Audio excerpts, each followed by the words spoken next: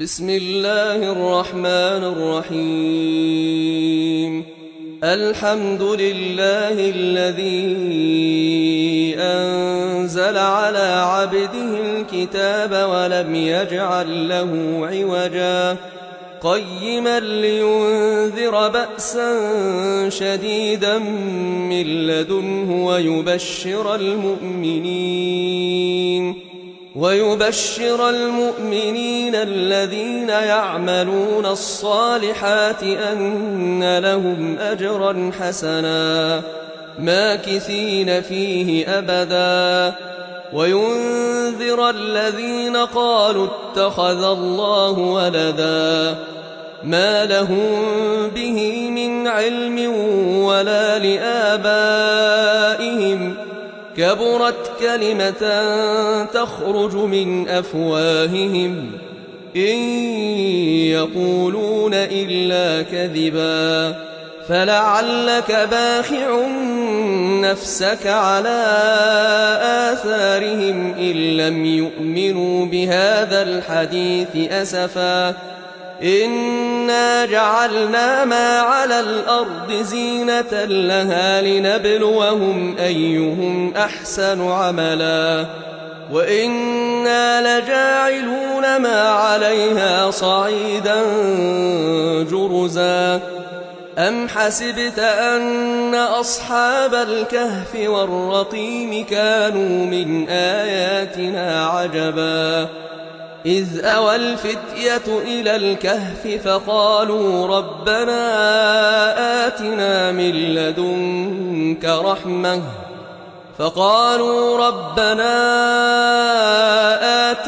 من لدنك رحمة وهيئ لنا من أمرنا رشدا فضربنا على آذانهم في الكهف سنين عددا ثم بعثناهم لنعلم أي الحزبين أحصى لما لبثوا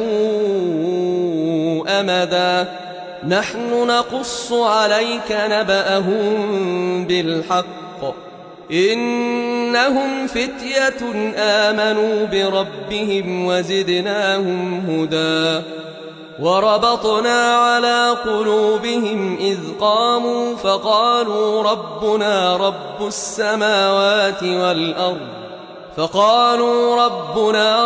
السماوات والأرض لن ندعو من دونه إلها لقد قلنا إذا شططا هؤلاء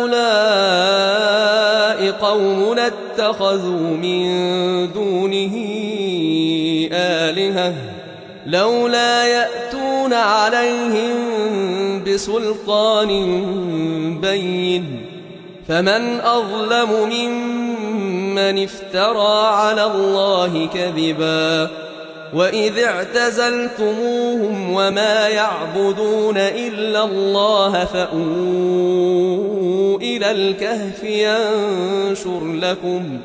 ينشر لكم ربكم من رحمته ويهيئ لكم من أمركم مرفقا وترى الشمس إذا طلعت تزاور عن كهفهم ذات اليمين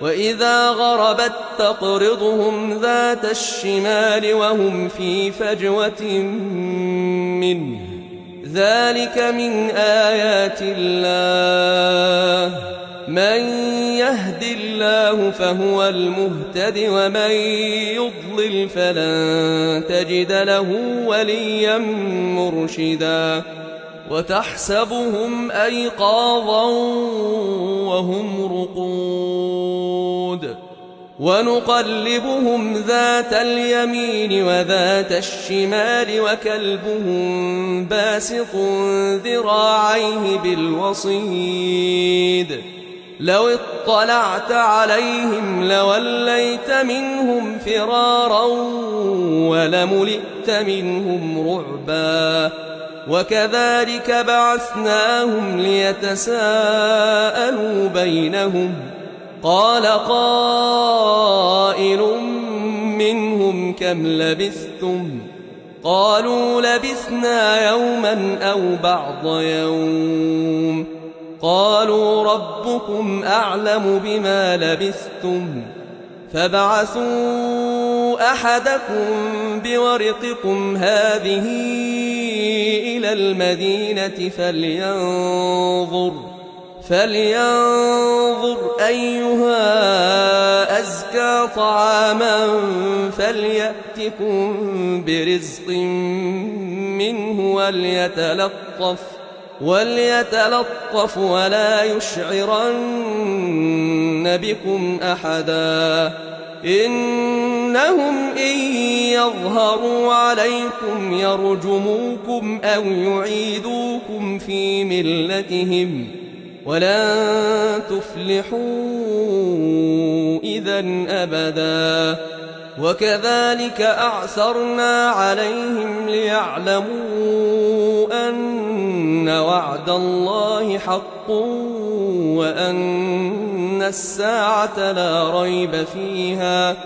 وأن الساعة لا ريب فيها إذ يتنازعون بينهم أمرهم فقالوا ابنوا عليهم بنيانا ربهم أعلم بهم قال الذين غلبوا على أمرهم لنتخذن عليهم مسجدا سيقولون ثلاثة رابعهم كلبهم ويقولون خمسة سادسهم كلبهم رجما بالغيب ويقولون سبعة وثامنهم كلبهم قل ربي أعلم بعدتهم ما يعلمهم إلا قليل فلا تمار فيهم إلا مراء ظاهرا ولا تستفت فيهم منهم أحدا ولا تقولن لشيء إني فاعل ذلك غدا إلا أن يشاء الله واذكر ربك إذا نسيت وقل عسى أن يهديني ربي لأقرب من هذا رشدا ولبثوا في كهفهم 300 سنين وازدادوا 9 قل الله أعلم بما لبثوا له غيب السماوات والأرض أبصر به وأسمع ما لهم من دونه من ولي ولا يشرك في حكمه أحدا واتل ما أوحي إليك من كتاب ربك لا مبدل لكلماته ولن تجد من دونه ملتحدا واصبر نفسك مع الذين يدعون ربهم بالغداة والعشي يريدون وجهه ولا تعد عيناك عنهم تريد زينة الحياة الدنيا ولا تطع من أغفلنا قلبه عن ذكرنا واتبع هواه وكان أمره فرطا وقل الحق من ربكم فمن شاء فليؤمن ومن شاء فليكفر إنا أعتدنا للظالمين نارا أحاط بهم سرادقها وإن يستغيثوا يغاثوا بماء كالمهل يشوي الوجوه بئس الشراب وساءت مرتفقا إن الذين آمنوا وعملوا الصالحات إنا لا نضيع أجر من أحسن عملا أولئك لهم جنات عدن تجري من تحتهم الأنهار يحلون فيها من أساور من ذهب ويلبسون ثيابا خضرا من سندس واستبرق متكئين فيها على الأرائك نعم الثواب وحسنت مرتفقا واضرب لهم مثلا الرجلين جعلنا لأحدهما جنتين من أعناب وحففناهما بنخل وجعلنا بينهما زرعا كلتا الجنتين آتت أكلها ولم تظلم منه شيئا وفجرنا خلالهما نهرا وكان له ثمر فقال لصاحبه وهو يحاوره أنا أكثر منك مالا وأعز نفرا ودخل جنته وهو ظالم لنفسه قال ما أظن أن تبيد هذه أبدا وما أظن الساعة قائمة ولئن رددت إلى ربي لأجدن خيرا منها منقلبا قال له صاحبه وهو يحاوره أكفرت بالذي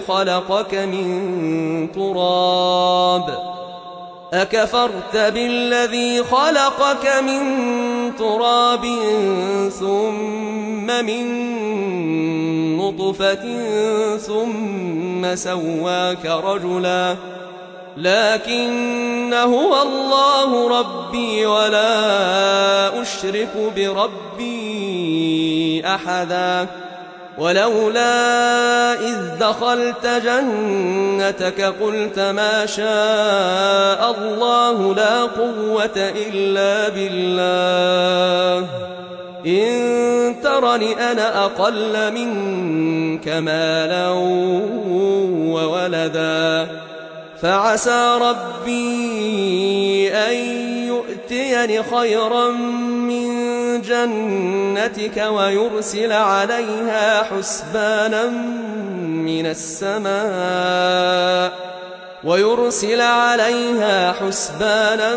من السماء فتصبح صعيدا زلقا أو يصبح ماؤها غورا فلن تستطيع له طلبا وأحيط بثمره فأصبح يقلب كفيه على ما أنفق فيها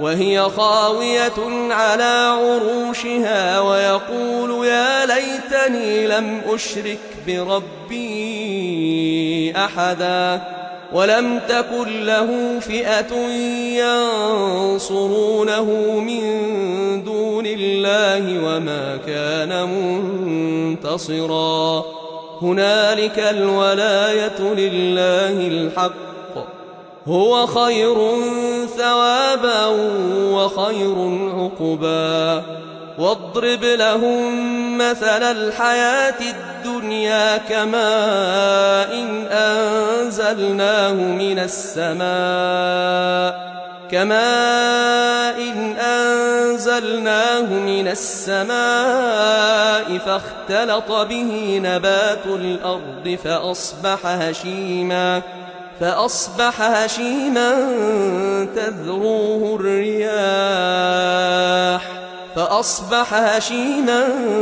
تذروه الرياح وكان الله على كل شيء مقتدرا. المال والبنون زينة الحياة الدنيا والباقيات الصالحات خير عند ربك ثوابا وخير أملا. ويوم نسير الجبال وترى الأرض بارزة وحشرناهم فلم نغادر منهم أحدا وعرضوا على ربك صفا لقد جئتمونا كما خلقناكم أول مرة بل زعمتم أن لن نجعل لكم موعدا. ووضع الكتاب فترى المجرمين مشفقين مما فيه ويقولون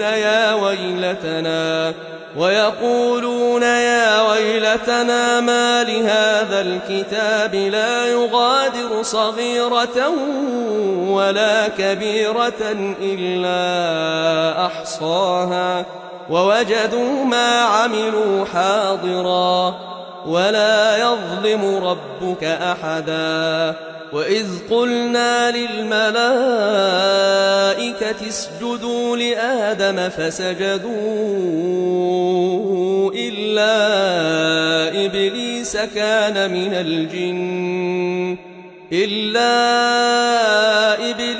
كان من الجن ففسق عن أمر ربه أفتتخذونه وذريته أولياء من دوني وهم لكم عدو بئس للظالمين بدلا. ما أشهدتهم خلق السماوات والأرض ولا خلق أنفسهم وما كنت متخذ المضلين عضدا.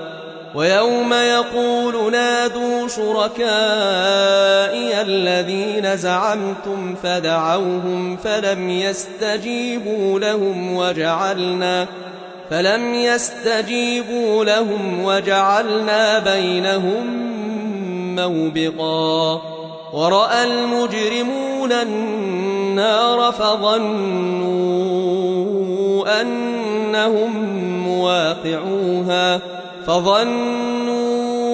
أنهم مواقعوها ولم يجدوا عنها مصرفا. ولقد صرفنا في هذا القرآن للناس من كل مثل وكان الإنسان أكثر شيء جدلا. وما منع الناس أن يؤمنوا إذ جاءهم الهدى ويستغفروا ربهم إلا أن تأتيهم سنة الأولين أو يأتيهم العذاب قبلا. وما نرسل المرسلين إلا مبشرين ومنذرين ويجادل الذين كفروا بالباطل ليدحضوا به الحق واتخذوا آياتي وما أنذروا هزوا. ومن أظلم ممن ذكر بآيات ربه فأعرض عنها ونسي ما قدمت يداه إنا جعلنا على قلوبهم أكنة أن يفقهوه وفي آذانهم وقرا وإن تدعهم إلى الهدى فلن يهتدوا إذا أبدا.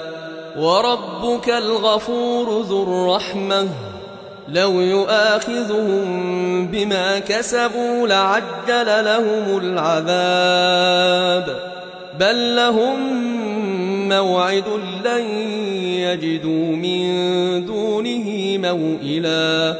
وتلك القرى أهلكناهم لما ظلموا وجعلنا لمهلكهم موعدا. وإذ قال موسى لفتاه لا أبرح حتى أبلغ مجمع البحرين أو أمضي حقبا فلما بلغا مجمع بينهما نسيا حوتهما فاتخذ سبيله في البحر سربا. فلما جاوزا قال لفتاه آتنا غداءنا لقد لقينا من سفرنا هذا نصبا. قال أرأيت إذ أوينا إلى الصخرة فإني نسيت الحوت وما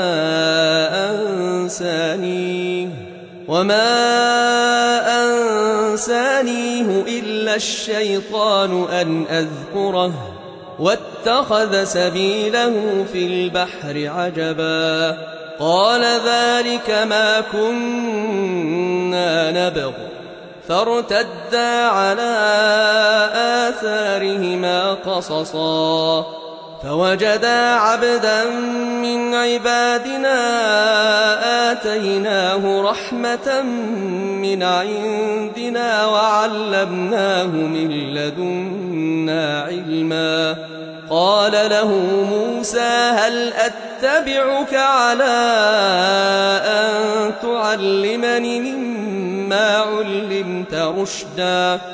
قال إنك لن تستطيع معي صبرا وكيف تصبر على ما لم تحط به خبرا.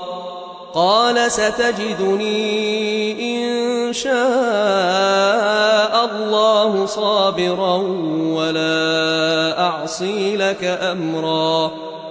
قال فإن اتبعتني فلا تسألني عن شيء حتى أحدث لك منه ذكرا.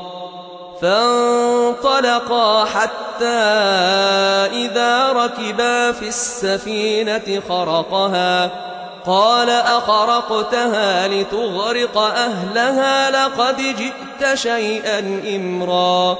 قال ألم أقل إنك لن تستطيع معي صبرا. قال لا تؤاخذني بما نسيت ولا ترهقني من أمري عسرا. فانطلقا حتى إذا لقيا غلاما فقتله. قال أقتلت نفسا زكية بغير نفس لقد جئت شيئا نكرا. قال ألم أقل لك إنك لن تستطيع معي صبرا. قال إن سألتك عن شيء بعدها فلا تصاحبني قد بلغت من لدني عذرا.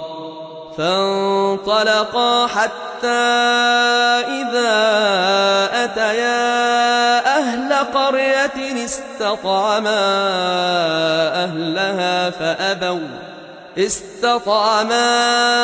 أهلها فأبوا أن يضيفوهما فوجدا فيها جدارا يريد أن ينقض فأقامه.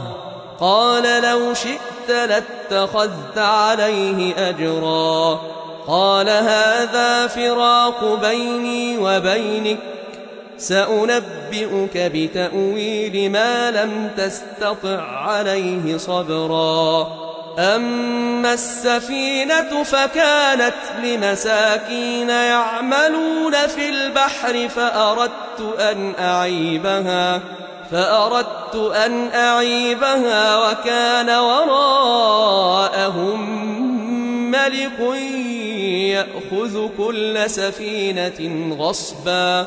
وأما الغلام فكان أبواه مؤمنين فخشينا أن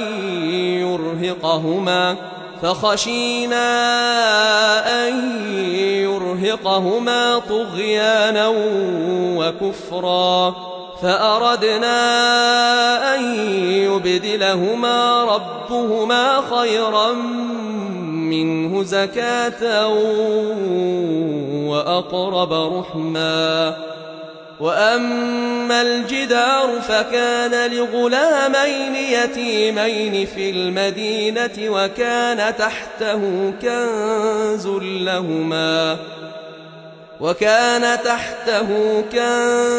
لهما وكان أبوهما صالحا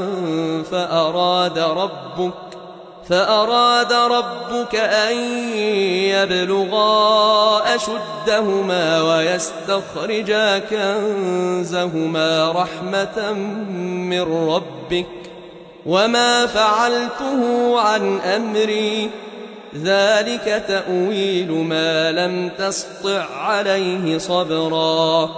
ويسألونك عن ذي القرنين قل سأتلو عليكم منه ذكرا.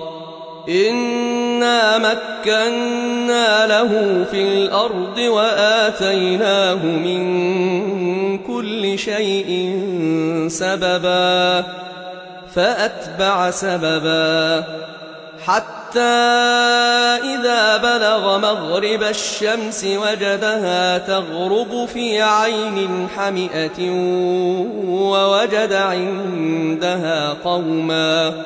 قلنا يا ذا القرنين إما أن تعذب وإما أن تتخذ فيهم حسنا. قال أما من ظلم فسوف نعذبه ثم يرد إلى ربه فيعذبه عذابا نكرا. وأما من آمن وعمل صالحا فله جزاء الحسنى وسنقول له من أمرنا يسرا. ثم أتبع سببا حتى إذا بلغ مطلع الشمس وجدها تطلع على قوم لم نجعل لهم من دونها سترا.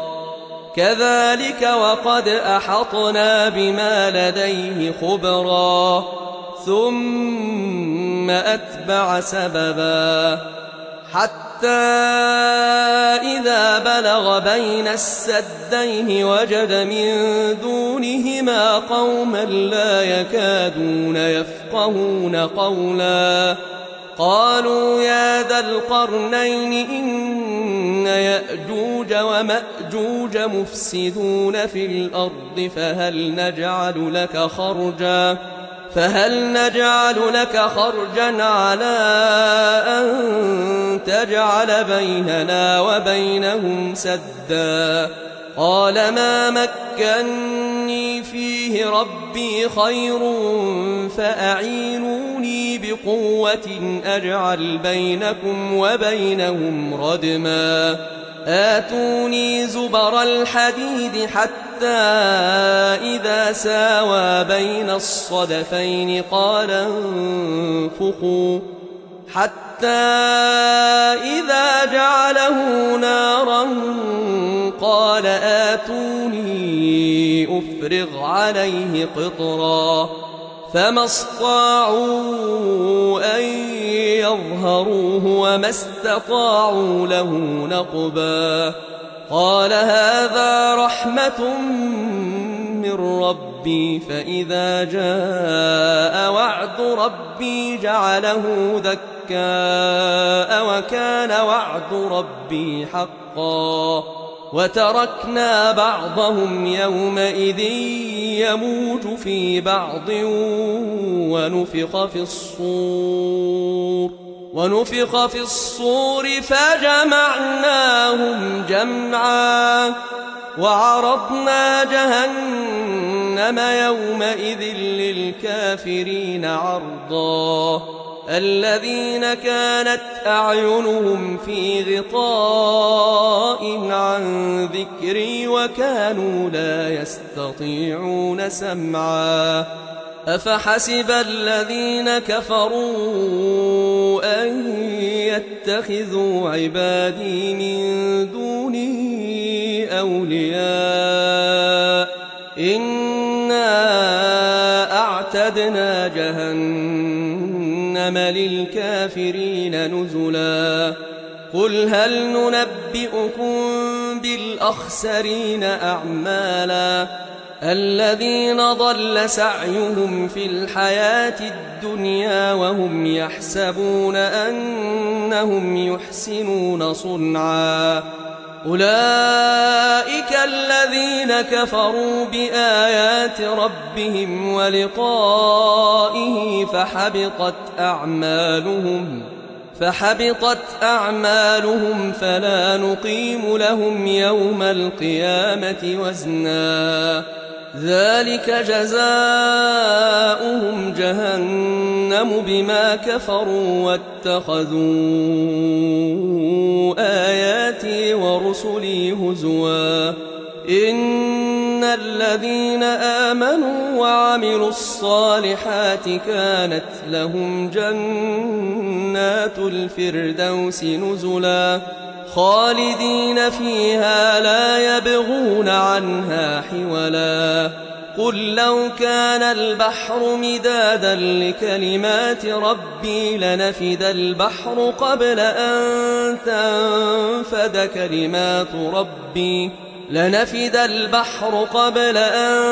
تنفد كلمات ربي ولو جئنا بمثله مددا قل إنما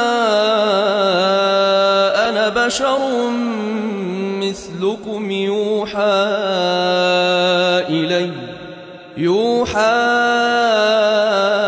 إلي أنما إلهكم إله واحد فمن كان يرجو لقاء ربه فليعمل عملا